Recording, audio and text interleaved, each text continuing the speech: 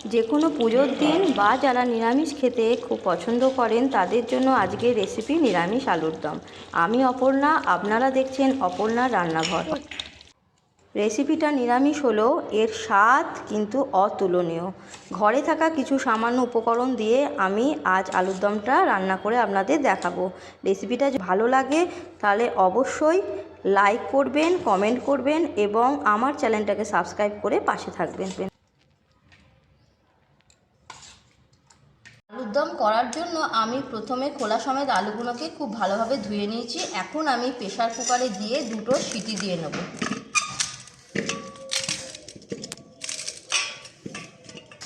দিয়ে দেবো হাফ চামচ লবণ আর দিয়ে দেবো পরিমাণ অনুযায়ী জল। এখন কিছু মশলা আমি বেটে নেব। এখানে আছে দুটো বড় সাইজের টমেটো, 1 ইঞ্চি আদার টুকরো, দুটো কাঁচা লঙ্কা আর 1 চামচ জিরে। বন্ধুরা, আমার আলুগুলো সমস্ত সেদ্ধ হয়ে গেছে, খুব ভালো করে ঠান্ডা হয়ে গেছে। এখন আমি আলুগুলো থেকে খোলাটা ছাড়িয়ে আধখানা করে নেব।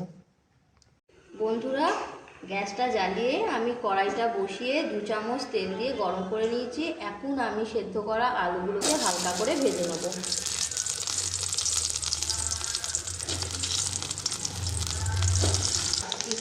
আলুগুলোর মধ্যে সামান্য হলুদ আর সামান্য নুন দিয়ে ভেজে নেব।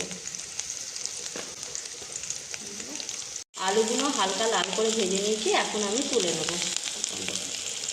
ওই কড়াতেই আমি আর 1 চামচ তেল দিয়ে গরম করে নিয়েছি। এখন দেব কিছু গোটা গরম মশলা, একটা তেজপাতা, একটা শুকনো লঙ্কা আর গোটা গরম মশলার মধ্যে দারচিনি, এলাচ, জিরে আর গোলমরিচ। দারচিনি আর এলাচটাকে এমনি একটু থেতো করে নিয়েছি। মশলাটা একটু হয়ে গেলে তেলের ওপর দেব হাফ চামচ চিনি, দেব 1 চুটকি হিং,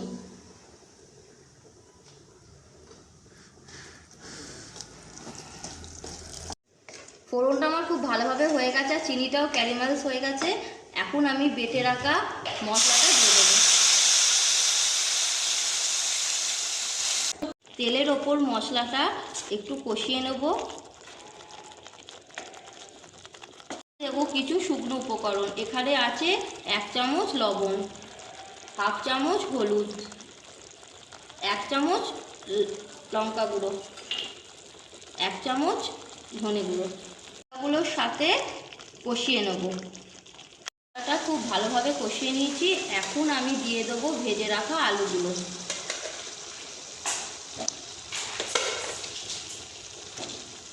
সাথে মশলা খুব ভালো করে মিশিয়ে নেব। মশলার সাথে খুব ভালোভাবে মিশিয়ে নিয়েছি। এখন দিয়ে দেবো জল।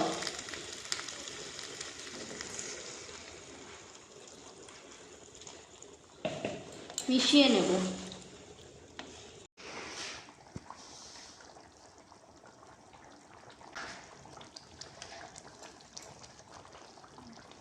আলুর দমটা আমার হয়ে গেছে।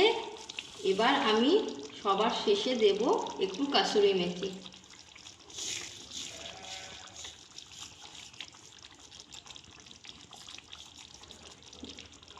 মিশিয়ে নেব।